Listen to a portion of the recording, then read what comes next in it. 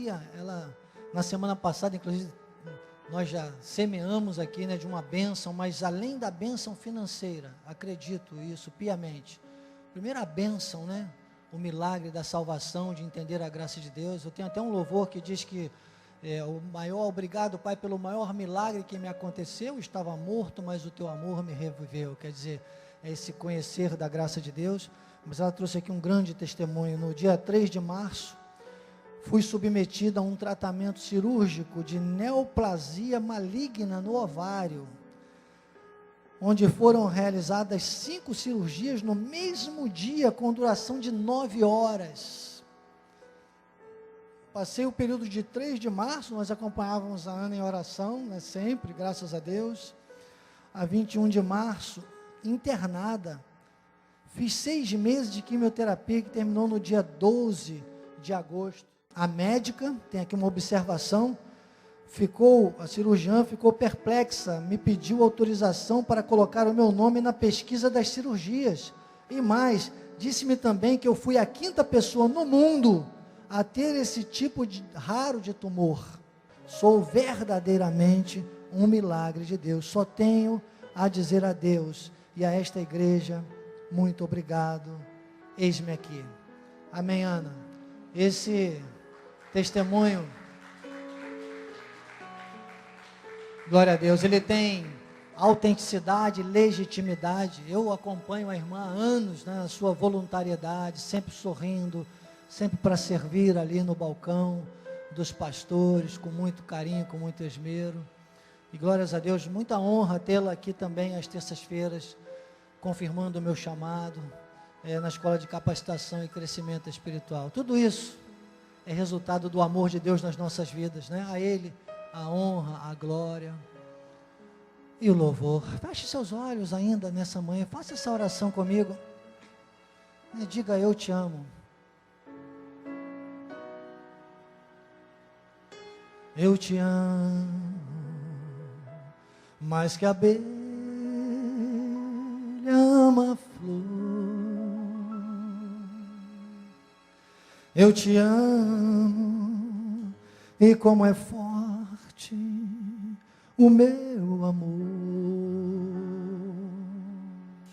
Eu te amo mais que tudo, mais que a vida que há em mim. Eu te amo e nada vence esse amor que não tem fim. Eu te amo, pois trocaste o meu fardo pela cruz.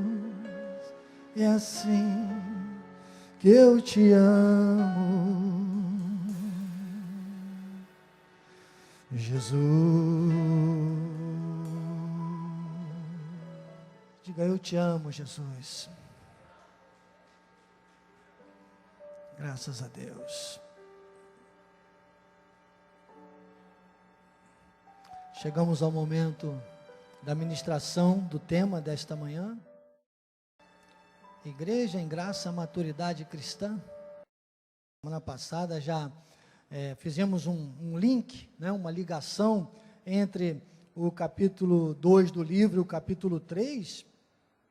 E finalmente chegamos aqui na página 59, onde o subtema é como edificar a vida cristã. Esse como que a gente já tem trazido desde a aula 2, e por isso hoje, falando especificamente com esse subtema, a vida cristã. O que é a vida cristã, né? O que é ter vida cristã? Porque uma coisa é ser cristão, outra coisa é viver a vida cristã. É viver, como eu falei agora há pouco, me referindo, após o testemunho da nossa pastora Maria Ana. É Ana Maria, né? A Ana Maria tem Mariana, a Ana Maria. Eu dizia, com autenticidade e legitimidade, né? Ou seja, é realmente algo que a gente pode corroborar com o testemunho, porque nós vemos que já é resultado, né? São frutos de uma vida realmente cristã. E o apóstolo Miguel Ângelo, ele aqui no capítulo 2, ele vem tratando e discorrendo muito sobre essa questão da maturidade, até nós chegarmos a esse subtema de hoje. Inclusive, por isso que na semana passada a gente ficou ali bastante tempo, né, batendo na tecla, falando sobre a honra a Deus, e na conclusão, eu disse, viver essa maturidade, é viver edificando a vida cristã, com essa maturidade de uma igreja em graça, precisa estar muito ligado nisso. Quem não vive em graça, vive em desgraça. Foi uma forma assim, meio que pesada que a gente chegou nessa conclusão. Eu disse, o contrário de graça é desgraça. Quando vem esse des como prefixo, é o que? Desfazer, desmerecer, desonrar, anular mesmo a graça de Deus, como o apóstolo Paulo fala aos Gálatas. Ele disse, eu não anulo a graça de Deus. Inclusive, essa parte está muito ligada ao que nós estamos tratando nas reciclagens materiais. A última que nós fizemos, está lá no ambiente de Missões Cristo Vive, lá no YouTube, ambiente de reciclagem ministerial, e eu falei, por graça e por fé, foi o subtema, e agora misericórdia, que nós vamos tratar na sexta-feira. Misericórdia, essa palavra misericórdia, está muito atrelada a essa questão de realmente nós entendermos a graça de Deus. E hoje, nós chegamos então à página 59 do livro, onde o apóstolo, ele usa essa fala que eu usei também na semana passada, logo aqui no primeiro parágrafo, onde ele diz, é possível que uma pessoa seja salva e ao mesmo tempo esteja em desobediência ao pacto da graça de Deus. Ou seja, é possível que seja um cristão, mas que não esteja vivendo como cristão de fato. Como, bispo, nós vamos viver como cristãos de fato? Vamos avançar? Vamos avançar. Gálatas capítulo 3, versículos 1 a 3, diz assim, ó Gálatas, insensatos. Quem é um insensato? Insensato é o que não tem sensatez, é o que não tem coerência, é o que não aplica a coisa com uma linha racional, com uma linha de raciocínio, com a razão da palavra, com a realidade da palavra. Nós estamos aqui para vivermos a realidade da palavra. Tem uma frase que eu uso há muito tempo, fiz até um banner com relação a quem está velejando e vem o vento muito forte. Então ele diz, o pessimista, ele está pessimista. Então o que ele faz? Ele abaixa as velas, ele se encolhe, ele se esconde do vento. O otimista, ele é tão otimista que ele está muito distraído com o otimismo dele, fica na vanglória, fica se gabando, fica achando que pode tudo com a força dele, e ele nem mexe nas velas, porque ele é tão otimista, que ele acha que o vento vai mudar, a qualquer momento aquele vento vai mudar, ele nem mexe nas velas, ele fica dizendo, Deus muda o vento, e nem mexe nas velas. Ele fica pedindo a Deus para fazer o possível. Deus é Deus do impossível. Olha para o irmão e diga, Deus do impossível é Deus do impossível. Diga, o possível, Ele já fez. Diga, Ele te deu vida, Ele te trouxe esta vida, está lá em Romanos 8, do 28 ao 30, diz, Ele te conheceu, predestinou, chamou, justificou e glorificou. A obra está completa. O possível está feito. Te deu o dom da fé, agora você tem que fazer esse possível para materializar o impossível. Então esse pensamento diz que o pessimista abaixa as velas, o otimista não mexe nas velas e fica acreditando que o vento vai mudar. Todo excesso é reprovável. Tem gente que tem muito medo, não faz nada. Tem gente que tem confiança demais, faz tudo o que não podia fazer. Ele diz que o realista ajusta as velas. Então tem que ser um realista. O cristão, com vida cristã, é um realista na palavra. Então, o cristão, com vida cristã, é realista na palavra. Por isso que a igreja em graça traduz-se em uma maturidade cristã. Isso é maturidade. O realista ajusta as velas e vai muito mais longe, porque ele usa o vento a favor dele. Porque também lá no contexto de Romanos 8, 28 ao 30, diz que todas as coisas cooperam para o bem daqueles que amam a Deus. Mas os Gálatas levaram aí um puxão de orelha do apóstolo Paulo. Ele diz, insensatos. Insensatos. Uns estavam otimistas, outros pessimistas. Ninguém mais aqui estava realista na graça de Deus. Ele disse, quem vos fascinou? É que o que está com muito medo está muito acessível. Imagine, quem está com medo, irmãos, é uma porta escancarada, desculpe, para o diabo agir. E quem está otimista, é um perigo. Tudo demais estraga. Também é uma porta tremenda para o diabo.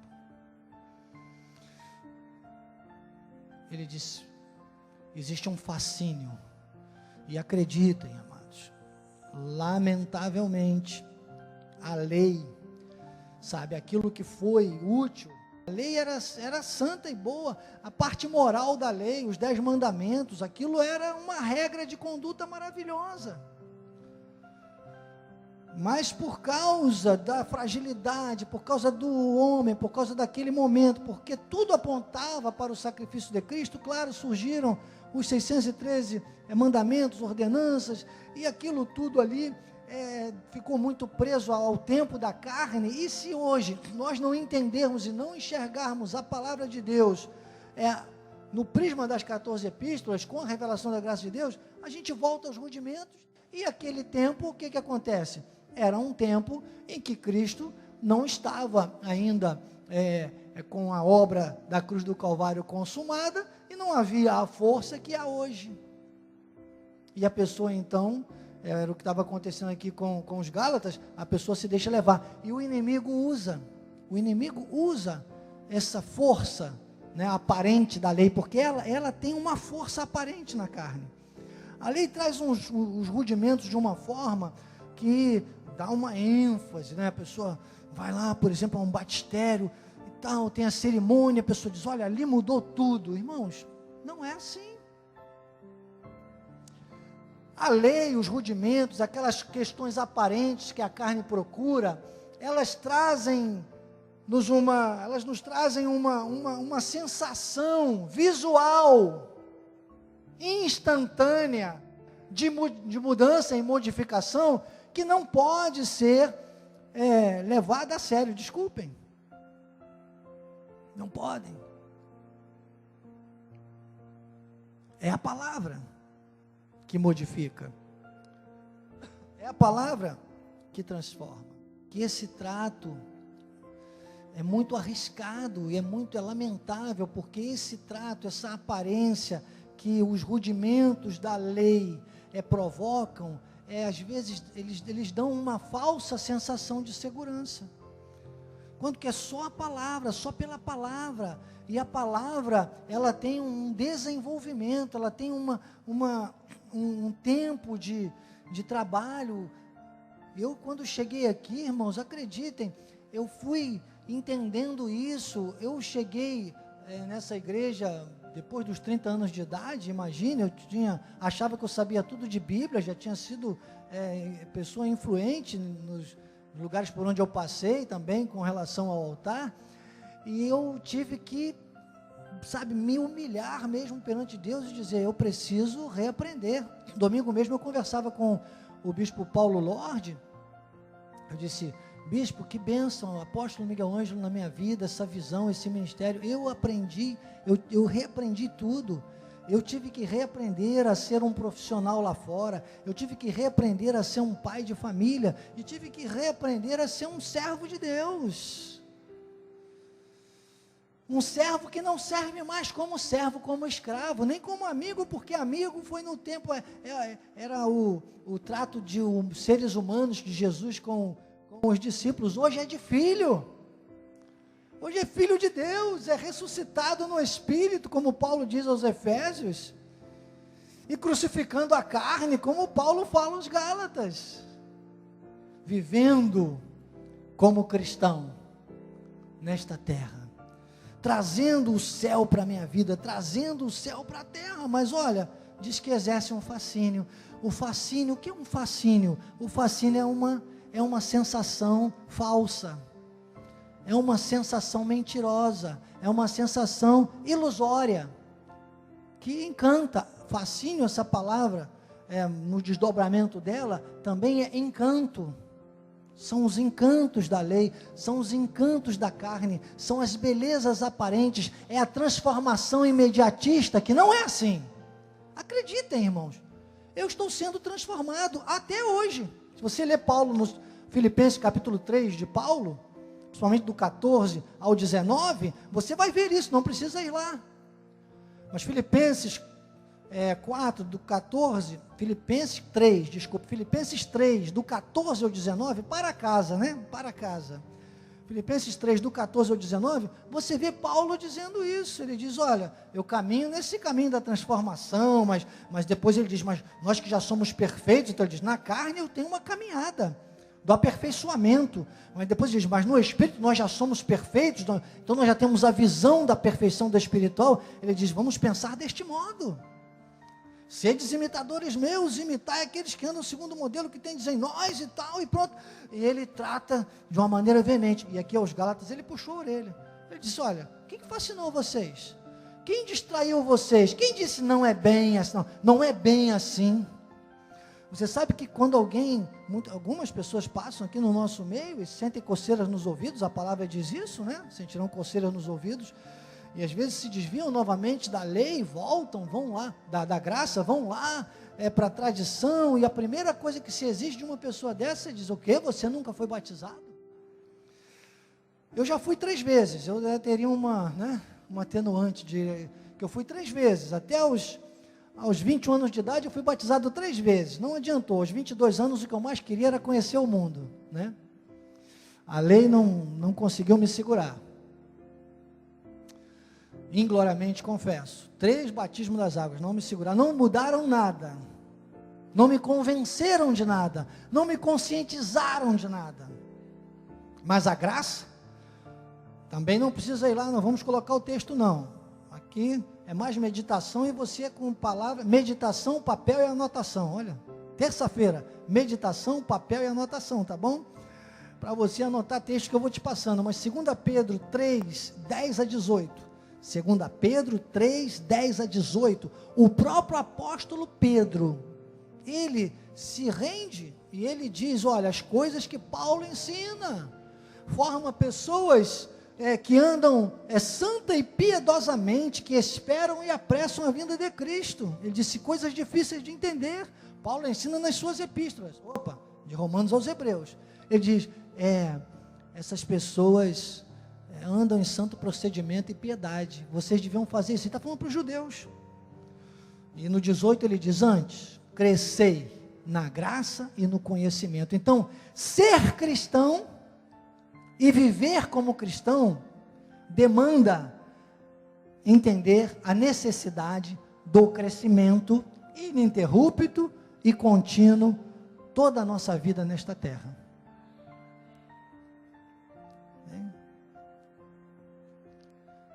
Quando alguém olhar para você, e se te olhar na carne, acredite até a mim, se me olhar na carne, vai ter motivos de sobra para me criticar, às vezes me condenar.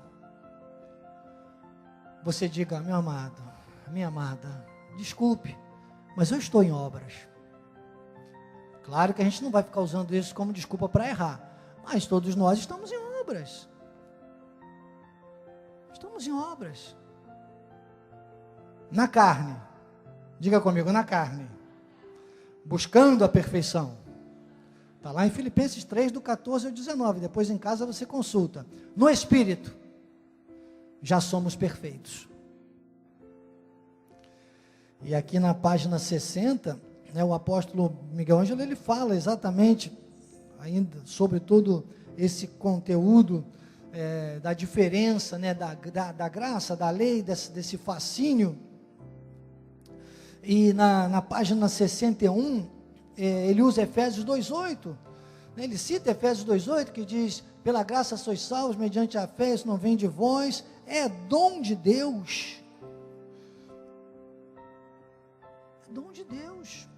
Aí você entende, você tem a visão, você não questiona mais o que é graça, o que é Novo Testamento, o que é Velho Testamento. Não existe nada velho aqui. Eu tenho dito, a Bíblia é a palavra de Deus. A Bíblia é um manual de existência espiritual do cristão nesta terra. A Bíblia é a graça em desenvolvimento. De Gênesis a Apocalipse, a Bíblia é a graça em desenvolvimento. Em Gênesis já começa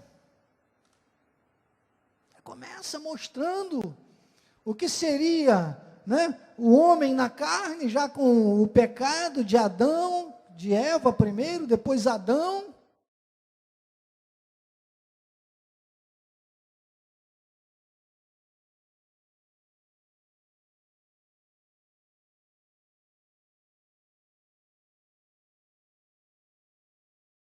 Para eles imolarem e fazerem vestes, tentando dar o seu jeito aparente com as folhas, tapando as suas vergonhas, como diz os textos mais originais, mais antigos. Travessia do Mar Vermelho, e sentindo vergonha do pecado. Grandes sinais, grandes situações. Depois e Deus então manda o cordeirinho ali.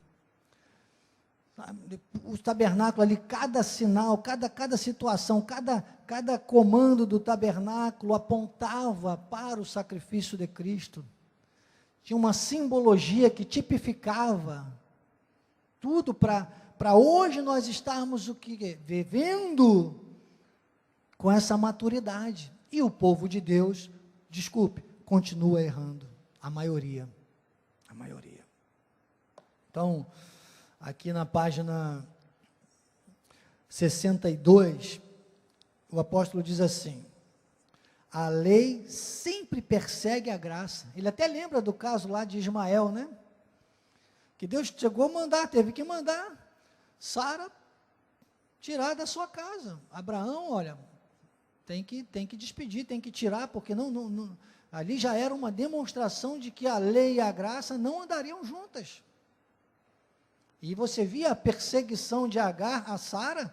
Nosso apóstolo tem um dos livros que ele fala claramente sobre isso. Tem algum tempo que eu não leio esse livro, depois até vale a pena, de repente, quem sabe, a gente trazer esse livro aqui, para meditar nele um pouco, mas eis-me aqui, com muito esmero, para passar com ousadia, para fazer a defesa do Evangelho, para trabalhar nesse zelo da graça de Deus. Nosso apóstolo, acho que foi na reunião ministerial, comentando, assim que fui consagrado apóstolo, depois a profeta, eu chegava a ficar intimidado em falar, porque era tanta afronta, era tanta situação, porque trazia coisa nova, trazia a revelação da graça de Deus. Hoje nós temos uma linguagem já diferente no meio dos evangélicos. Alguns não entendem bem o sentido. Dizem, você é abençoado, mas daí a pouco já está amaldiçoando o outro, Graça e paz, não entendem bem ainda, mas já usam pelo menos os nossos termos aqui. Ninguém falava isso não, irmãos. Em 1998, 2000 ali, por ali, 2005, ninguém falava nada disso. Agora, depois dali, por quê? Porque nós estamos aqui repetindo, nós estamos ensinando, nós estamos aqui para isso mesmo, para influenciar. Muita, e até hoje ainda tem aquelas pessoas que rejeitam. Ok, vamos ter sempre, vai haver a perseguição, vai haver sempre a perseguição, mas nós não vamos temer nada disso, porque nós entendemos a nossa posição espiritual. 1 João capítulo 5, versículo 4, diz assim: porque tudo que é nascido de Deus vence o mundo, e esta é a vitória que vence o mundo, a nossa fé. Então nós agora estamos com a visão do que é realmente ser cristão e viver como cristão, como cristãos, né? Nós vamos saber fazer esse diferencial e nada vai nos demover disso. Eu trago aqui, inclusive, pode colocar na tela para a gente, por favor, Joás, Romanos, capítulo 8, de 1 a 4, para a gente fazer uma remissão aqui.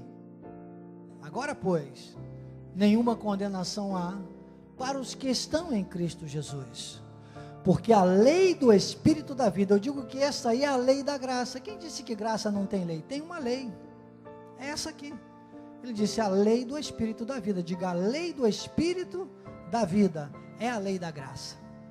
Ele disse, em Cristo Jesus te livrou da lei do pecado e da morte. Então quando você não se deixa cair em desgraça, você não desmerece, mas você entende o perfeito sacrifício de Cristo e vive isso com zelo da graça de Deus, você está livre do pecado e da morte, você se sente livre do pecado e da morte, você se sente capaz de superar tudo isso.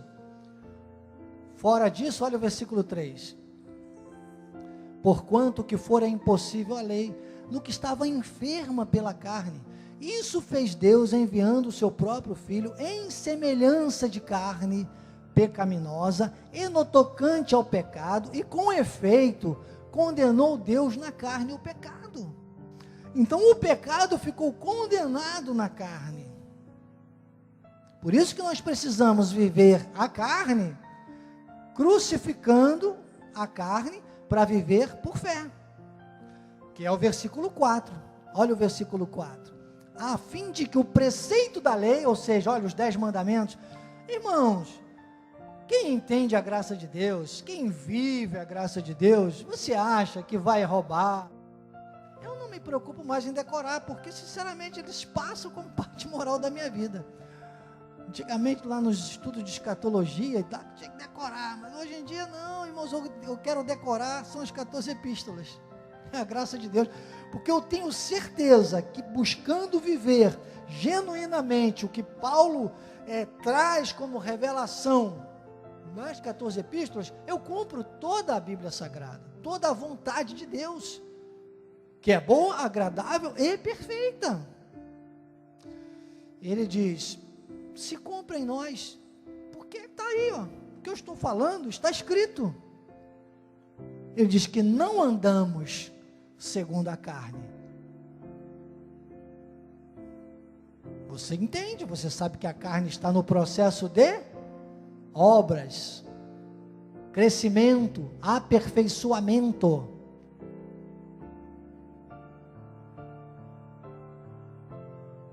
Você anda segundo o Espírito. Eu ainda faria mais uma remissão com esse texto aí, colocaria Gálatas 5,16.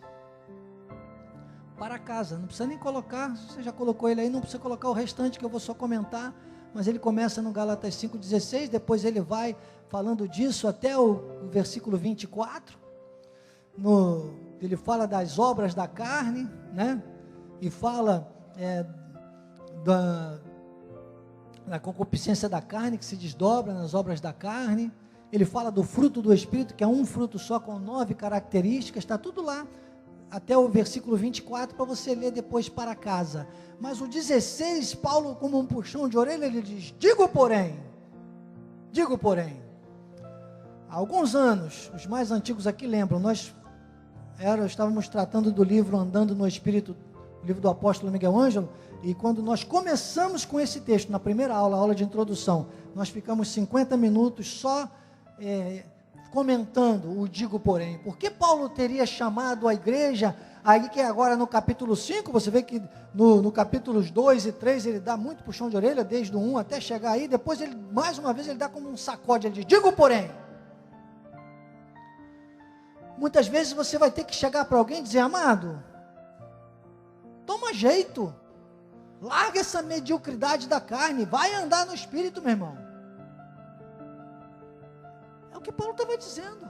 Andai no Espírito, e jamais satisfareis a concupiscência da carne. Quantas vezes, Ivo, a gente tem vontade de dar esse sacode no outro, não é verdade? Muitas vezes você não vai poder nem falar muito, você vai ter que pregar mesmo. A graça se prega mais é com o seu testemunho, com o seu exemplo.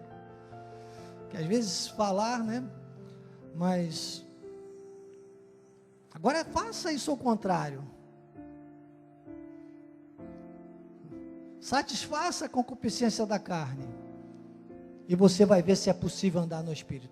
Por isso esse conflito de não se deixar enganar pelas obras aparentes dos rituais da lei. Eu faria mais uma remissão, você pode até colocar essa aí, Hebreus capítulo 6, 1 e 2, essa é tão importante que eu vou colocar aí o texto. Nós estamos falando de vida em graça, igreja em graça, maturidade cristã, de viver como filhos de Deus nessa terra, irmãos. E Paulo é muito claro quando ele fala aos Hebreus, no fechamento das suas epístolas. Hebreus é a carta conclusiva das epístolas, onde ele ratifica tudo e esmiuça tudo, a troca dos pactos, o sacrifício de Cristo. E ele diz no capítulo 6, por isso, pondo de parte os princípios elementares da doutrina de Cristo, deixemo-nos levar para o que é perfeito, não lançando de novo, fica andando em círculos, de novo. Sabe que aí fora, por exemplo, com relação ao batismo, é uma das maiores prisões, amados. A pessoa, quando troca de uma igreja para outra lá fora, dependendo do tipo de batismo, foi por imersão, foi por aspersão, tem que fazer de novo. Onde está Deus nisso tudo? Onde está o batismo da cruz? Onde está, sabe, o lavar regenerador do Espírito Santo? Ele disse, deixemos-nos levar para o que é perfeito. Se você não põe de parte princípios elementares, você não se deixa levar para o que é perfeito. É como alguém que começasse a construir uma casa, mas ficasse ali só cuidando do piso, só mexendo no piso. Aí começa a edificar, constrói o piso, coloca o mármore antes de fazer as paredes. E aí quando vai fazer a parede, o que acontece? Suja o piso, aí vai lá limpar. E nunca faz as paredes, porque está cuidando só do piso. Está ali na base, ficou nas bases, não evoluiu. A Bíblia é a graça em desenvolvimento, é uma evolução de capa a capa, que é explicada pelas 14 epístolas. Ele diz, não lançando de novo a base do arrependimento, de obras mortas e da fé em Deus. Depois ele diz o que é no versículo 2. E olha a primeira logo que ele diz, ensino de batismos, da imposição de mãos, da ressurreição dos mortos e do juízo eterno. Isso faremos se Deus permitir, é claro. Tem momentos, hoje já falei aqui algumas vezes sobre batismo, você vai ter que ensinar, de vez em quando a gente fala do juízo eterno, a gente fala, né, da ressurreição dos mortos, inclusive quando é num funeral, a gente às vezes tem que comentar um pouco sobre tudo isso, mas não tem que ser o dia a dia da igreja. Às vezes temos aqui momentos temos que fazer uma imposição de mãos, às vezes é um momento mais crítico na vida de uma pessoa, que a pessoa está ainda tão fragilizada, que depende daquele toque humano, a gente faz, mas a gente tem um entendimento total, que isso são eventualidades. Aqui não é a igreja que a gente está toda hora botando a mão na cabeça do outro, não, irmão, desculpe. Isso faremos se Deus permitir, quer dizer, isso é uma exceção, isso não é regra no nosso ministério. É por fé, é pelo Espírito, é com a visão da maturidade. João fala isso na sua epístola, no capítulo 5, versículo 5, ele diz, quem é o que vence o mundo, senão aquele que crê ser Jesus, o Filho de Deus?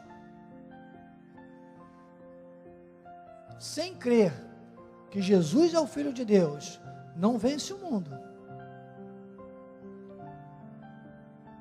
Não vence.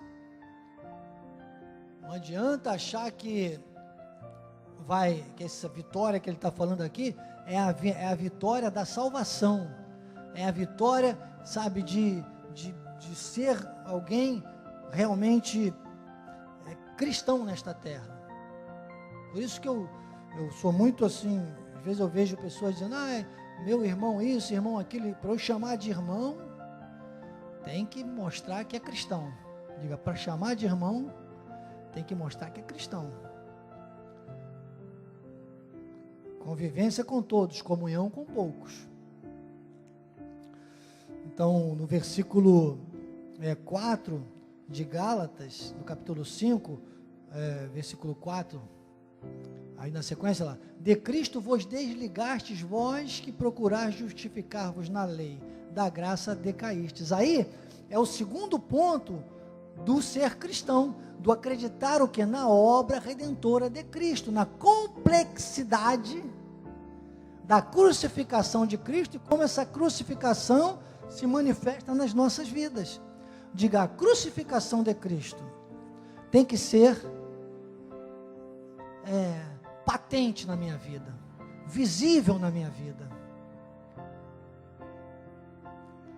E para isso você precisa estar ligado à graça de Deus. Então, quando o apóstolo ele diz aqui, o grande problema, na página 66, o grande problema que se coloca hoje é como se edifica uma igreja para que ela cresça progressivamente em graça e em conhecimento dos mistérios de Deus e não retroceda e nem se desvie. Ele disse, esse é um grande problema hoje.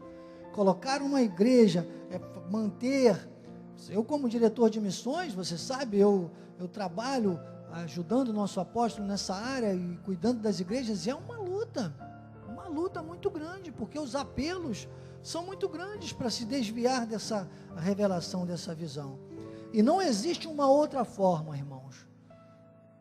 Diga, ser cristão e viver como cristão, só pela graça de Deus. Por isso que desligaste, o apóstolo explica um pouco mais aqui, aprofunda um pouco mais no livro, mostrando, não é que a pessoa perdeu a salvação, não vai mais para o céu, mas é desligado de toda essa grandeza que é a graça de Deus sendo manifestada nessa terra.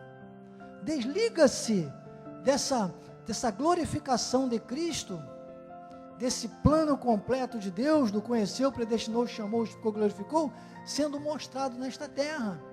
A revelação dos filhos de Deus, como Paulo também fala na sua palavra, que até a criação aguarda com ardente expectativa a revelação dos filhos de Deus. Volta e fica andando em círculos e fica, sabe, aquém daquilo que é a nossa realidade. Paulo, então, quando fala aos Coríntios, em 1 Coríntios capítulo 3, versículos 10 e 11, ele diz, segundo a graça de Deus que me foi dada. Quer dizer, não tem outra forma. Lancei o fundamento, como prudente construtor. Paulo está dizendo, o fundamento é Cristo. Esse fundamento, que é a base, como eu disse aqui, é ser cristãos para a salvação, viver como cristãos, trazer a salvação para a terra. Ser cristão para ir para o céu, viver como cristão para trazer o céu para a terra. Ser cristão, enxergar a nossa realidade para ser salvo, viver como cristão, viver a realidade da salvação aqui na terra.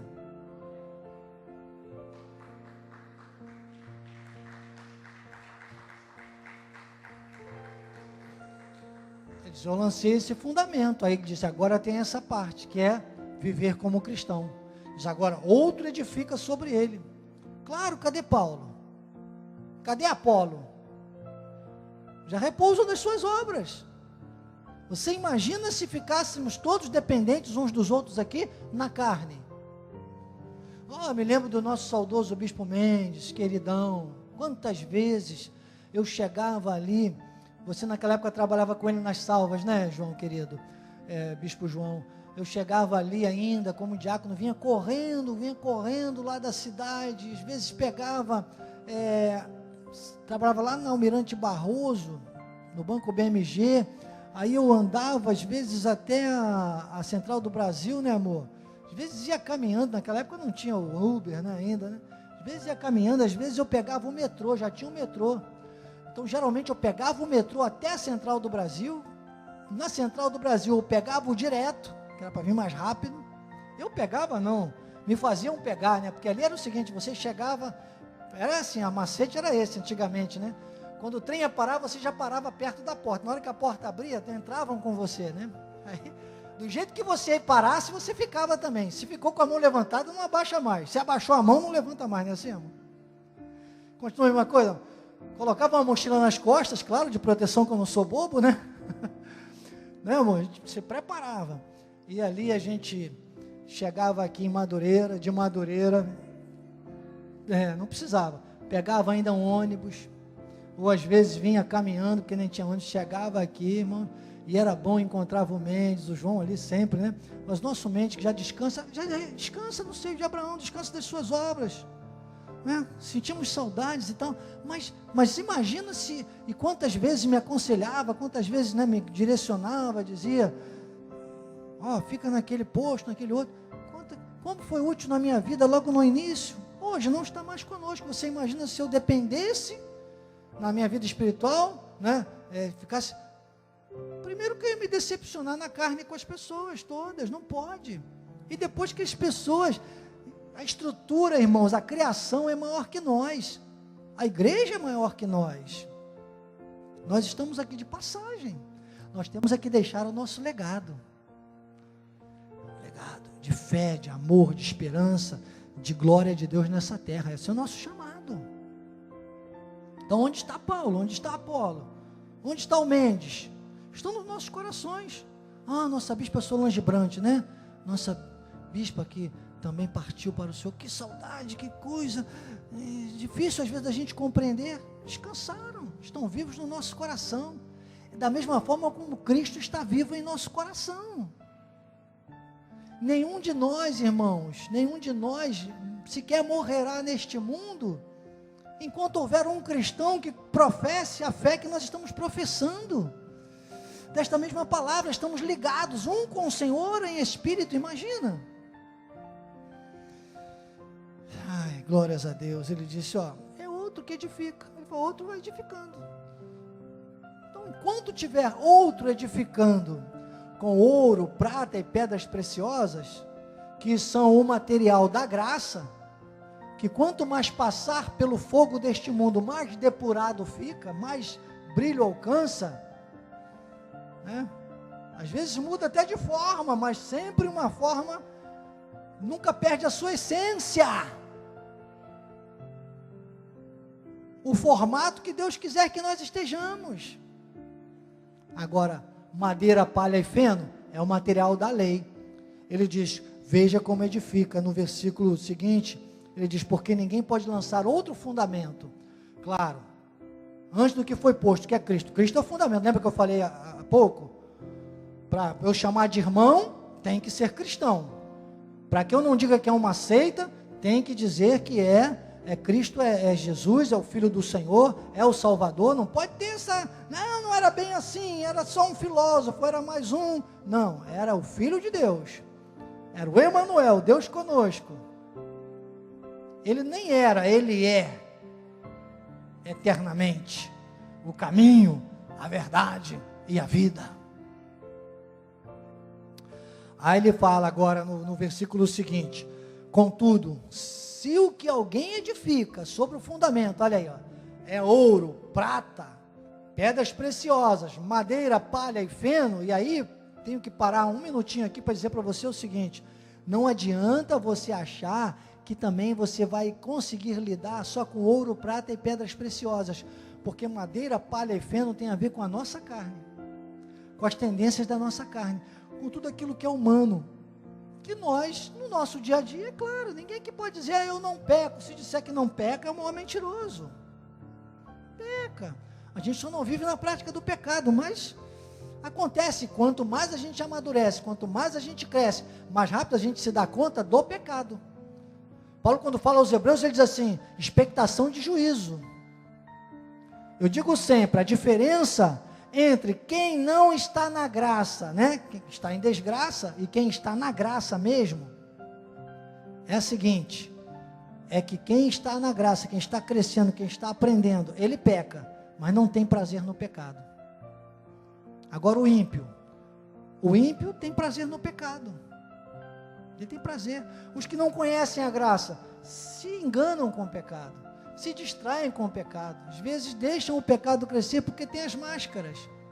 Agora a graça não, a graça vai nos mostrando essa expectação de juízo, e a gente vai, pula para aqui, pula para lá, e vai se acertando, e vai melhorando, e vamos passando, glorificando a Deus, e vamos avançando, porque ele diz, o versículo seguinte,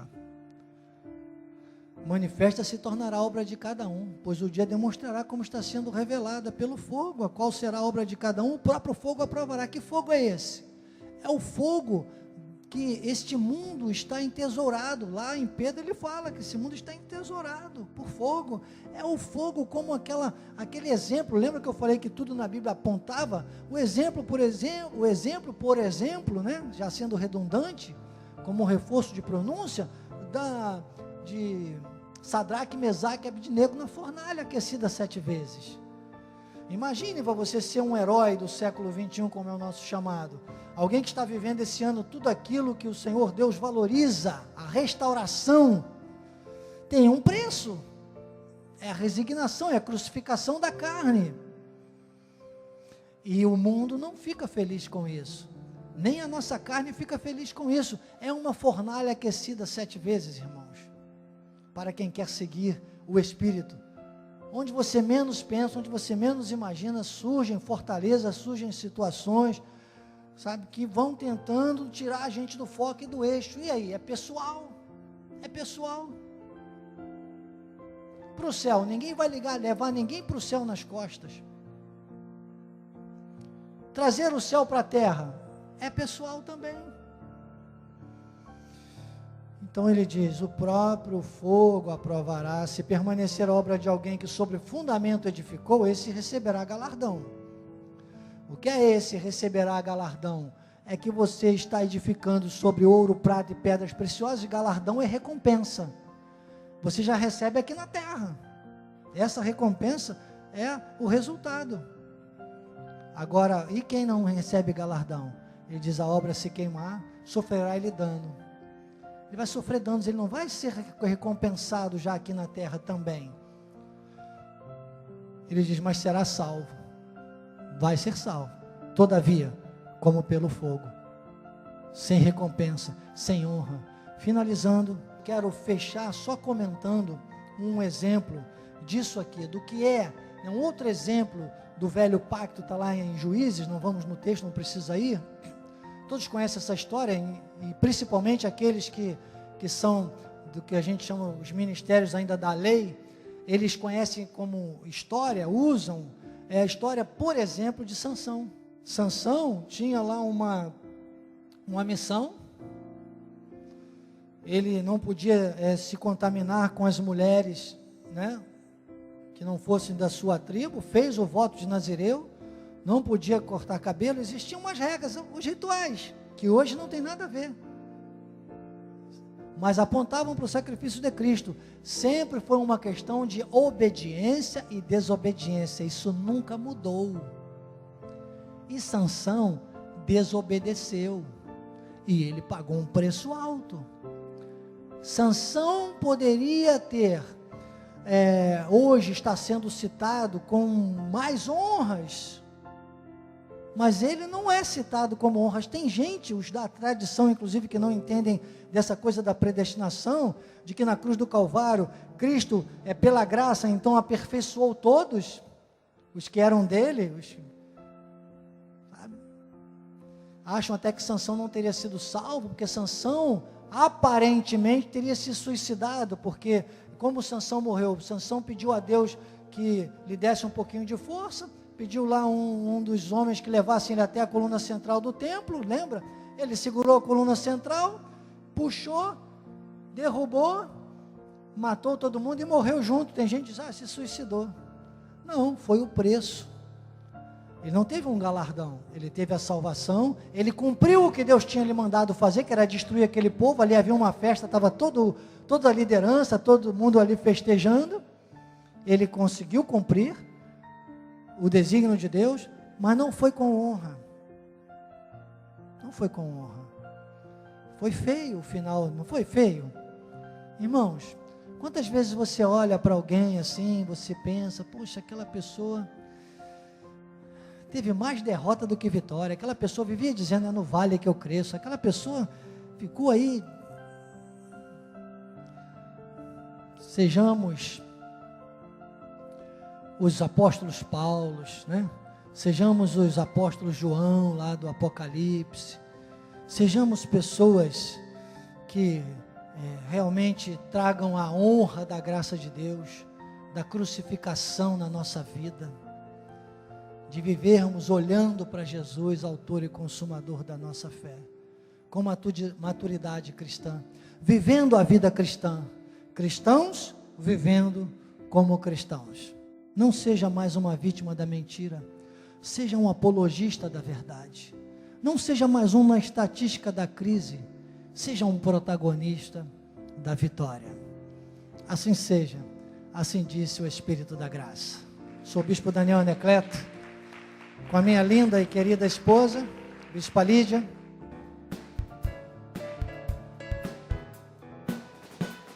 Santo, Santo, Santo, Santo, Santo, Santo, Santo é o Senhor, Deus poderoso, digno de toda honra, digno de toda glória e de receber hoje o louvor. Santo, Santo, Santo, Ele é santo. Santo, Santo, Santo, Santo é o Senhor, Deus poderoso. Ele é digno, digno de toda honra, digno de toda glória e de receber hoje o louvor. Por isso louve, exalte ao Senhor, louve seu nome para sempre.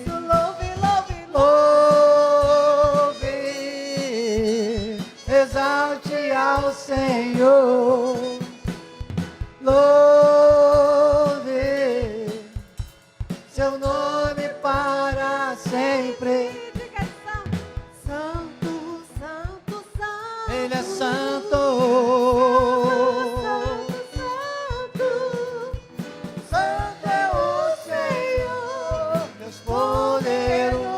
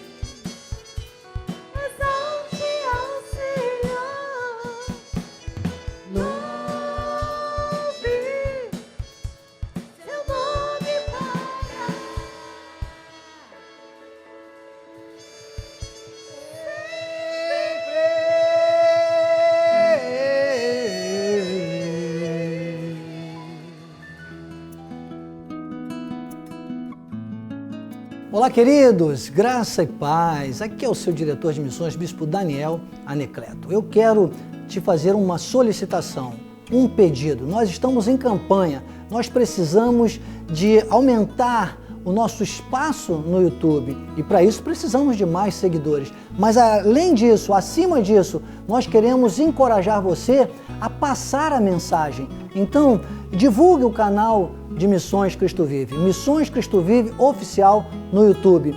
Seja um seguidor e também passe, multiplique o número de seguidores e leve essa mensagem à sua família, aos seus amigos, aos membros da Igreja Cristo Vive. Eu conto com você. Não se esqueça, siga-nos no YouTube. Eu sou o Bispo Daniel, graça e paz.